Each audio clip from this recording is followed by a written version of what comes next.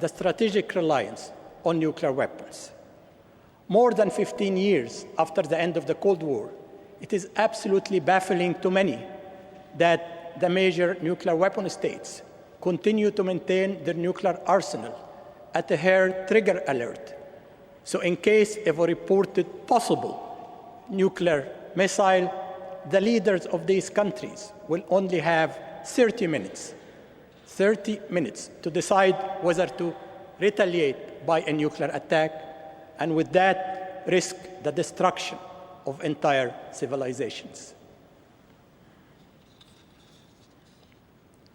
These are 3 steps that we can readily take: protect the nuclear material and control the verification system, control the production of weapon-usable nuclear material, and accelerate the disarmament efforts. But that's not enough, in my view. The hard part is how to create the environment in which all of us would look at nuclear weapons the way we look to slavery, genocide, a taboo and historical anomaly.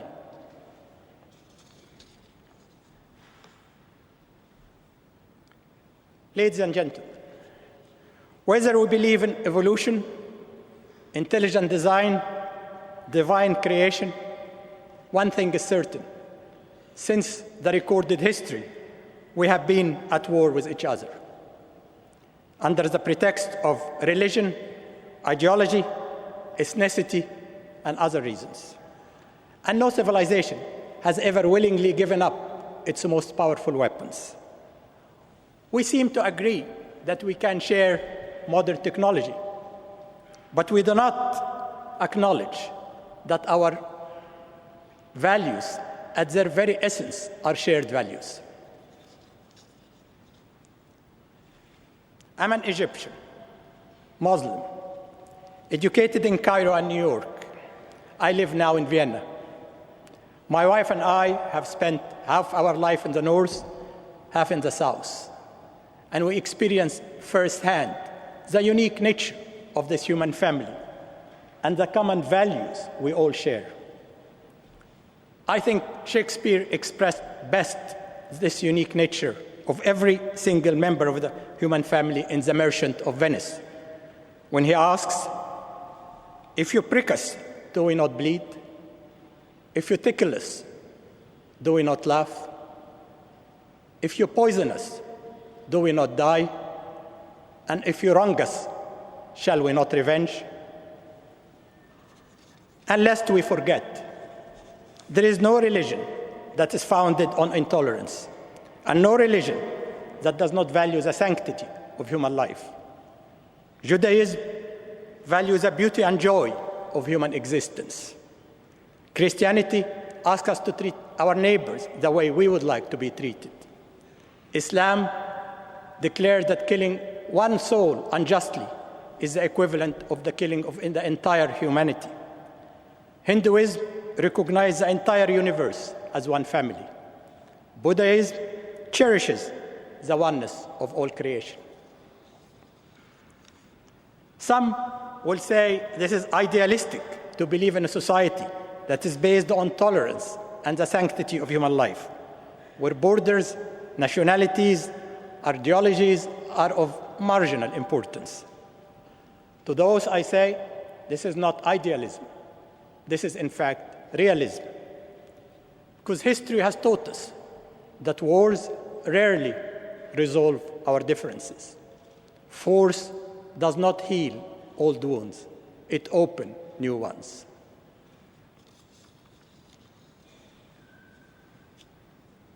Ladies and gentlemen, I talked about our effort to combat the misuse of nuclear energy. Let me for a moment say how this same very energy helps humankind in many different ways. At the IAEA, we work daily on every continent to put nuclear energy at the service of humankind. In Vietnam, farmers are planting new rice quality strands with more nutritional values with the assistance of the IAEA. In Latin America, nuclear techniques are used to map underground water to make sure that we have a sustainable water resources available to us. In Ghana, when I recently visited, new radiotherapy machine provided by the IAEA is helping thousands and thousands of people to be treated from cancer.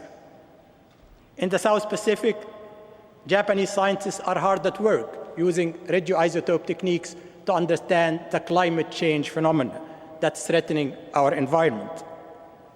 In India, 8 new power reactors are under construction to provide clean electricity to this growing nation, a case in point for the growing expectation of a surge in the use of nuclear energy worldwide. These and other 1,000 projects exemplify the IA ideals, atoms for peace. With nuclear expansion, though, it is crucial that we make sure that nuclear energy is used at the highest level of safety and security. Since Chernobyl in 1986, we have been hard at work all over the globe to make sure that nuclear safety is maintained at the highest level. And since 9/11, we have been working with even greater intensity to make sure that nuclear security is everywhere. In both fronts, we built interrelated network of legal norms, performance standards, but maybe our best tangible results are on the ground, where hundreds and hundreds of missions with international experts are being dispatched every part of the world to make sure that nuclear facilities, nuclear materials are safe and secure. I'm very proud of the 2,300 hardworking men and women who work for the IAEA. These are the IAEA staff, my colleagues, with whom I share this honor. Some are with me here today. We come from 90 countries. We bring different perspectives to our work, but our diversity is our strength. We have a very limited authority, a modest budget, and no armies. But armed with the strength of our conviction, we will continue to speak truth to power, and will continue to carry our mandate with independence and objectivity.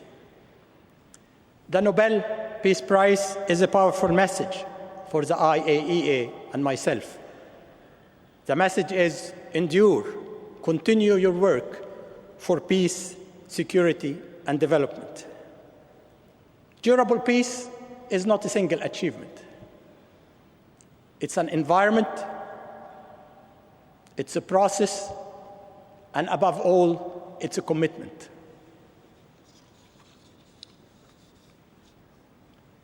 Ladies and gentlemen, the picture I painted today may sound somewhat grim.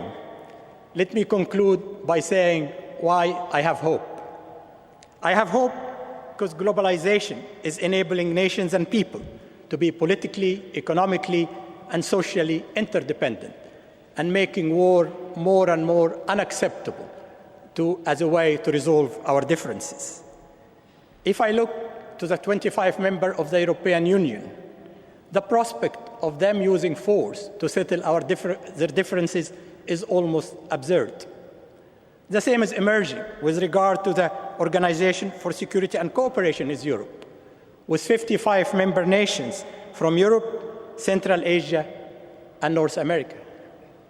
I ask myself, could these models be expanded to be a world model through the same creative multilateral cooperation, where the strong are just and the weak secure?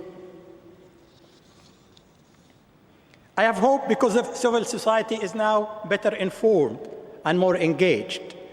They are pressing their government for change, to create democratic societies based on diversity, tolerance, and equality. They are proposing solutions, raising awareness, donating funds, transforming the civic spirit from the local to the global. In short, trying to bring the human family together. We have now, I believe, an opportunity more than any time in the past to give an affirmative answer to one of the oldest questions of our time. Am I my brother's keeper? What is required is a mindset, a new mindset, a change of heart. So at the end of the day, we can look across the ocean and see the person there as our neighbor.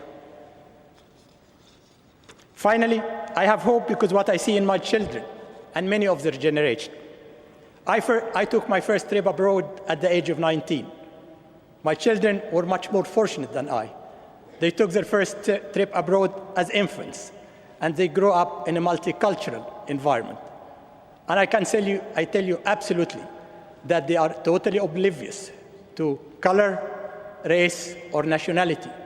To them, their friends, Noriko, Mafupu, Justin, Hussam, or Saulo are simply fellow human beings and good friends.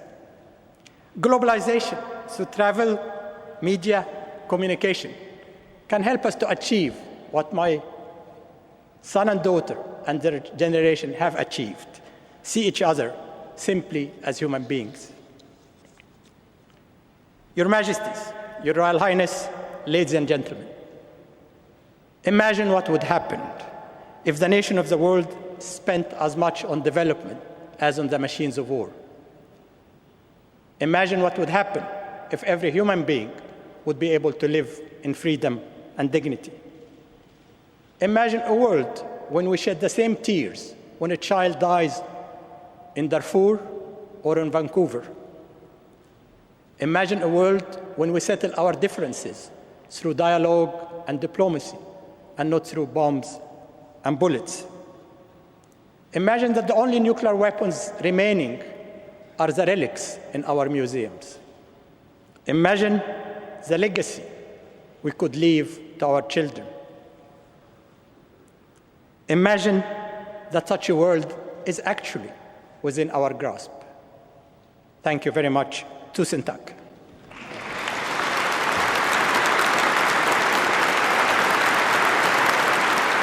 Mohammed El-Barradei ending his speech there with a thank you in Norwegian, Tusen tack.